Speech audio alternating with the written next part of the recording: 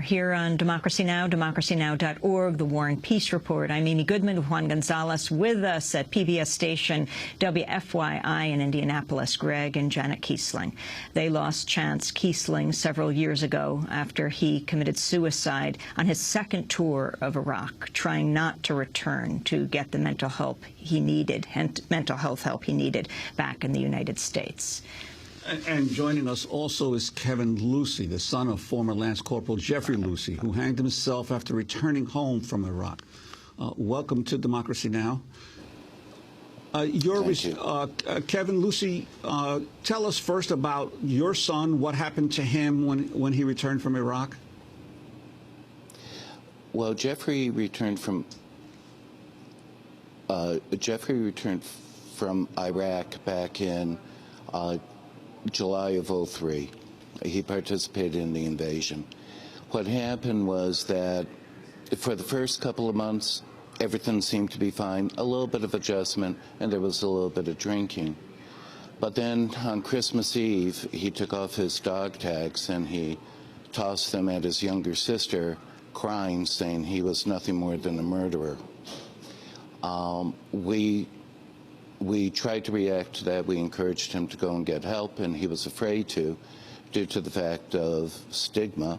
He had applied to become a Massachusetts State Police officer, and he said that if he sought help, that would go onto his jacket, and they would know that he was having possible issues. But then he readjusted again, and so for another few months, everything went well until his 23rd birthday. On March 18th, he started swirling out of control. Symptoms just exploded. We tried to beg him to go and get help again. And then finally, he did reach out to the VA after we found out that the VA would not report to the military any of the medical interventions he was seeking. We brought him to the VA on Memorial Day weekend 2004. They kept him for 3 days. Even after he told them of 3 ways he had planned to kill himself. He also divulged to them that he had bought a hose, but we never knew. They discharged him, and he seemed to be okay for a day. But then on June 1st, he got involved in a single-car accident, totaled our family car. And then on June 5th, the day he was graduating from Holyoke Community College, he couldn't graduate. He did go there, and he did see his sister, Debbie, graduate. But he started drinking heavily again. We brought him back to the VA. And the VA didn't even bother calling a doctor to assess him. But Jeff wouldn't go into the building either. And so he came back home. And then on June 14th, he was sitting on the floor going through a PTSD book I had purchased, saying he had all the symptoms, and he cried. And for 5 days he was sober, and we tried to get him help, but the system wasn't developed to respond to his needs. So what happened is that weekend we went up to a place in Maine, and I came back home with Jeff because of a drinking episode.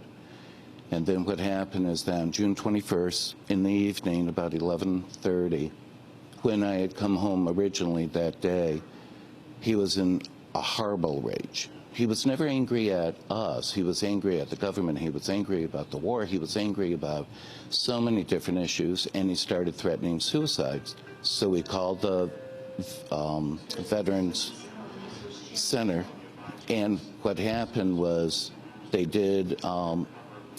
the woman spoke to Jeff and spoke to I, calmed us both down. That night, he asked if he could sit in my lap, and we rocked for about 45 minutes.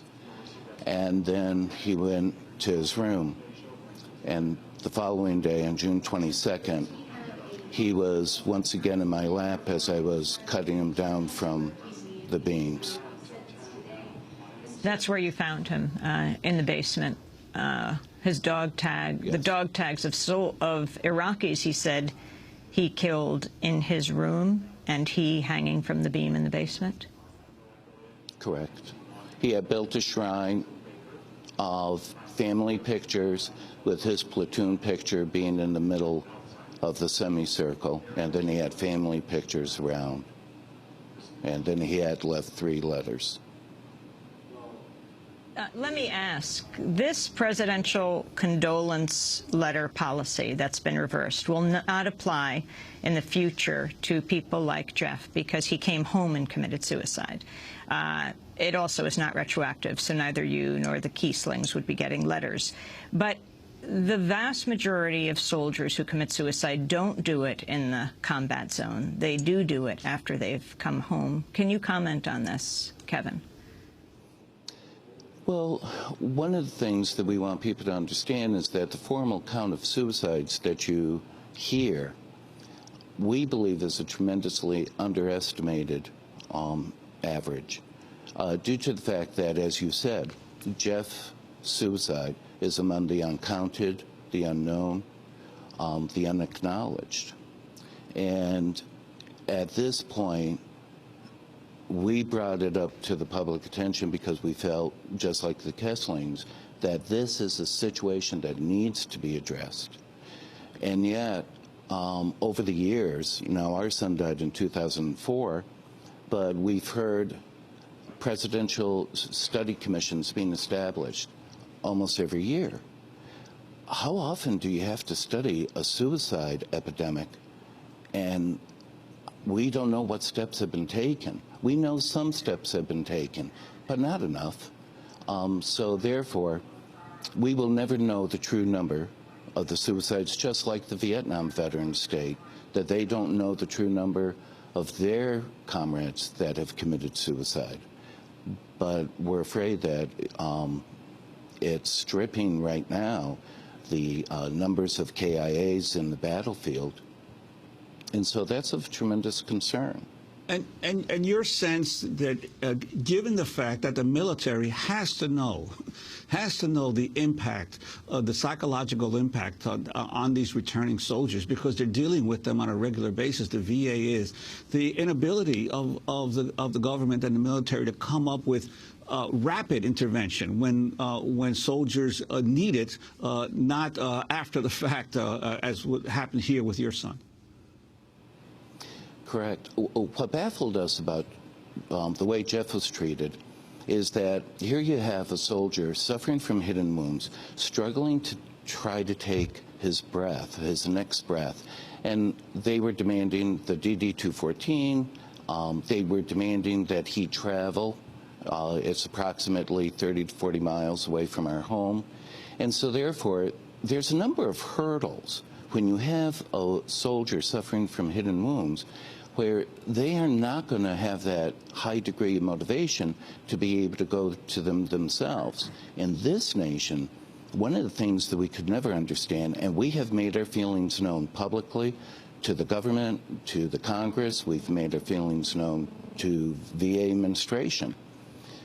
They've got to develop an outreach.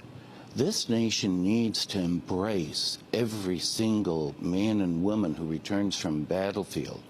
They need to be able to offer them the services without stigma, without any type of penalty or discrimination.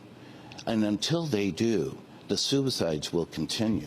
Until this country becomes so creative with all its wealth, richness, and intelligence, until they can garner all those energies, this trend will still continue.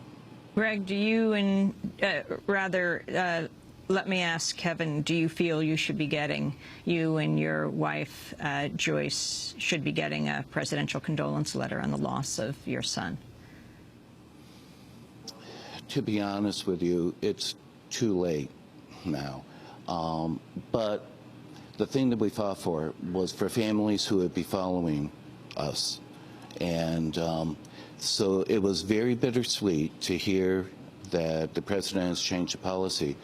But we do appreciate, and we think that it is a major step. It's a major step for the many parties that have been involved in this. The American Foundation for Suicide Prevention, Military Families Speak Out, the American Legion, has congratulated the president. So at this point, the letter to us is not important. What we would rather see to honor all the fallen by hidden wounds at this point is for this government to commit itself to develop the best resources so that he won't have to write many other of those letters. Gregg and Jannett, I wanted to get your final comments in Indianapolis. And Gregg, you and Jannett will not be receiving a condolence letter from the president because it's not retroactive, but you have written a play about your different responses to grieving and loss. Can you end by talking about that? Yeah, Paula Mendes from the Columbia College of Chicago wrote the play as a response to the news stories. In fact, when you broke the story, Amy, he saw the story. So he wrote the play from seeing the Democracy Now! Program. We hope it's impactful for people who are really trying to struggle with understanding mental health and dealing with the loss of a loved one. It's a very complicated issue. We think the president has done the right thing in changing this policy. We think he has listened to lots of people. I mean, Senator Boxer was one who called him to change, but also there's been the House of Representatives, Dan Burton and Andre Carson, two congressmen here in Indiana, from two sides of the political spectrum, came together very strongly. And Congressman Burton said to me that, as soon as our soldiers' mental health is more important than any partisan issue. And we're just thankful that so many people have reached out and worked so hard to get this policy changed. And now moving forward, we think it's going to be a hard go, but we think the direction is moving is the right way. We want to thank you all for being with us. Gregg and Jannett Keesling from Indianapolis, and thanks so much to Kevin Lucey joining us from Chicopee, Massachusetts. Again, our condolences on the losses you have suffered for Jeff Lucey, as well for Chancellor Keesling. This is Democracy Now!, democracynow.org, the War and Peace